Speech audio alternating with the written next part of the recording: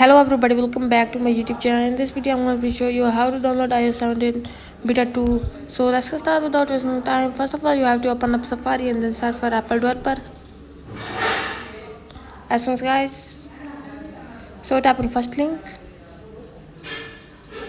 scroll it down, select iPhone iOS 17, scroll down. As you can see guys, SDKs and betas,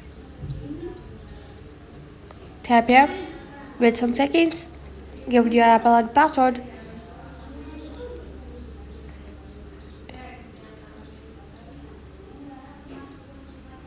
tap on next, save password. As soon as guys, iOS 17 beta 2, so tap on release note. As soon as guys, this is some options to download iOS 17.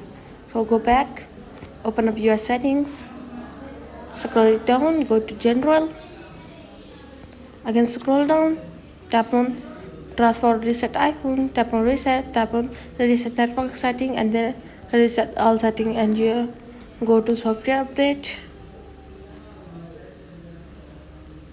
It's available iOS 17.